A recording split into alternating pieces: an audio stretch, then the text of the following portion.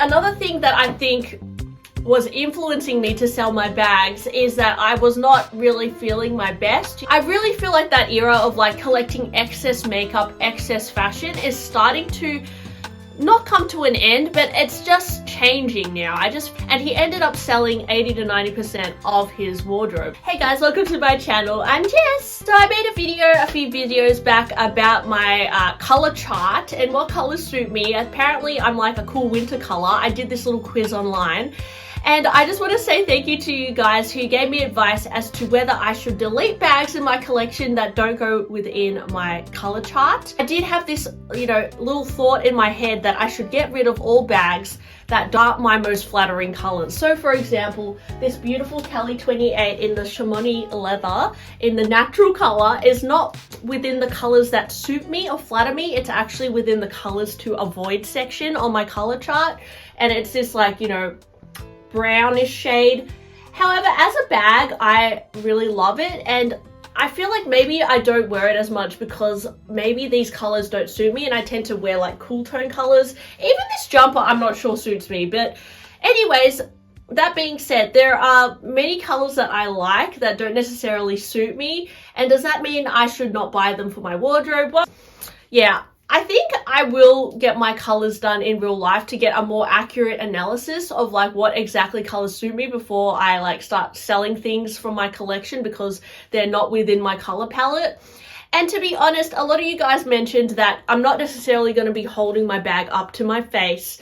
So it doesn't necessarily matter what color my bag is as long as the top looks okay. I do think that it's not that sustainable to get rid of all the colors that don't suit you in your wardrobe and then rebuy the colors that do suit you. I'm still a little bit weak from the COVID, but I'm much better. So thank you so much to you guys who wished me well and everything. I'm feeling much better, and all your comments really made me feel much better as well. I will say, I'm just making this video because I know a lot of us impulsively sell bags and buy bags, and I just want to share my experience with that and how over the years I've kind of realized sometimes my emotions play into my decision making and kind of cloud my judgment a little bit. So I do feel like I wasn't feeling my best the last few days and I had this weird urgency to sell my bags. And now that I've kind of come out the other side of the COVID and I'm starting to feel better, I'm starting to feel a little bit more clear-minded, and I'm realizing that if I sold my Kelly, or I was even considering selling this, I might miss it. I mean,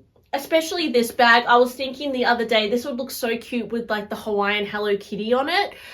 And then I realized that when I wanted to sell this, and then the thing that made me feel like I don't want to sell it anymore is like, oh, but then I can't put the Hawaiian Hello Kitty on it. So during the time I had COVID, I watched a lot of YouTubers, and there's been this trend on YouTube to declutter and get rid of things, and I do feel like sometimes I subconsciously get influenced by that as well. And another YouTuber that I've noticed has sold a lot of things over the years is Jeffree Star. I did get sucked into a YouTube vortex when I was sick, and I watched his pink vault tour, and oh my gosh, he had so many amazing, incredible bags, like walls of Birkins, limited edition Louis Vuitton bags, Chanel bags, like exotics, custom made Gucci luggage. And Jeffree ended up moving house, and he ended up moving to a bigger house, and then he got a triple sized wardrobe compared to the pink one, and then he had this big black vault tour and similar thing, like it was really over the top, and it was very much, it really reminded me of like that 2018 to 2019, 2020 era where much more people were interested in collecting like Marmont bags and like Louis Vuitton limited edition. I really feel like that era of like collecting excess makeup, excess fashion is starting to not come to an end, but it's just changing now. I just feel like that style, that aesthetic is definitely changing. If you look at Jeffree Star's like Black Vault tour, the bags that he collects, the bags that he has are just very much of that era. Even his fashion, those Balmain dresses, some of those like Louis Vuitton jackets with all the monogram all over it. It's very like hype bay era, and I'm not saying that doesn't still exist, that whole like, sneakerhead community kind of thing. But I do think that it's changing, and it's kind of you know, the trends are changing. And I don't necessarily think if you are into like collecting sneakers and like these hyped Louis Vuitton collections or whatever, you shouldn't stop doing that because that trend is over. But I do think that, you know, in terms of mainstream trends, we are starting to gear towards more like, you know, paring back, being more minimal, and you see that reflected in a lot of YouTubers as well. And going back to Jeffree Star, he had a lot of things happen in his life, which I don't know if you follow him, guys, but he doesn't really post as much on YouTube anymore. He did end up separating from his partner. Some of his dogs passed away. I think his mom was going through some things as well. And he ended up selling his mansion and going to, you know, Wyoming or something, and then developing his meat business, which I think he farms yaks. And he ended up selling 80 to 90% of his wardrobe. And it was really interesting to see, you know, he consigned a lot of his things through the RealReal. So he even told his subscribers that he made a lot of money selling his Birkins, and that actually a lot of his bags were a great investment, and that he made thousands of dollars selling his bags. So, you know, a lot of people say bags are not investments, but I think when it comes to like celebrities, and if you know how to sell your things, probably he had connections, other friends who wanted to buy his bags. Sometimes you can profit on selling your bags, but you know, he had an incredibly rare collection of bags as well. So a lot of those Birkins he sold, he actually ended up making profit, which is quite interesting. And now that he's, I guess, downsized and everything, I'm not sure how many bags he has now, but if you think about things that happened in his life, you know, he was going through a rough patch. He broke up with his partner, and, you know, he had a lot of loss in his life, and that may have encouraged him to get rid of things. And just when we're in periods of downs in our life, we do just want to like reset our life and like start again. And I do feel that quite often, like when things are getting a bit tough, or you know, I feel like I'm like stuck in my life or I'm not progressing, I sometimes feel like, you know, getting rid of things will help. And sometimes it does. It feels like you're like getting rid of bad energy, or, you know, you're also feeling like I want to get rid of this old life and I want to bring in new things that are more true to myself. But, you know, sometimes that is just a vicious cycle as well. So I am mindful of that now, and I am mindful that when I get the urge to sell something, I really shouldn't act out on emotion, and I need to ask myself, like, how am I feeling? Am I feeling my best mentally, physically, and is there something that also could be influencing my decision to sell my things?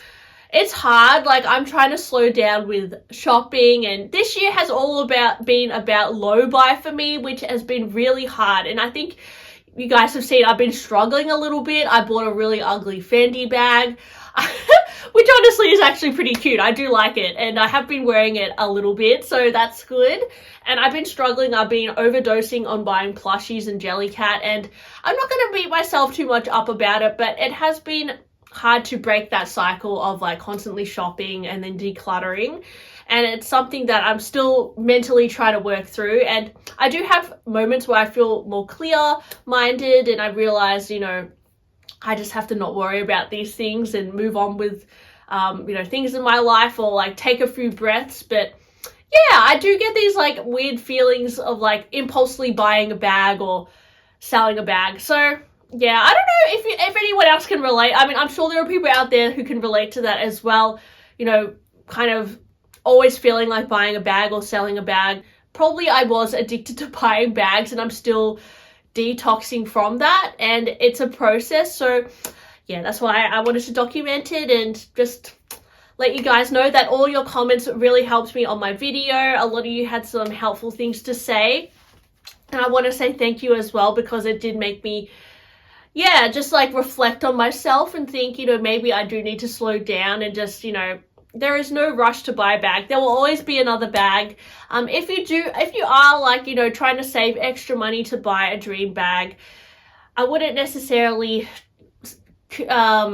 recommend getting rid of bags that you love just to buy a better bag, even if it is, you know, a Birkin or something, because yeah, I mean, selling and buying bags is expensive, and you can lose a lot of money doing that. And And you've got your whole life to worry about buying a bag sometimes. You know, I know life is short as well, and sometimes we think, you know, the prices keep going up, I need to make a fast decision.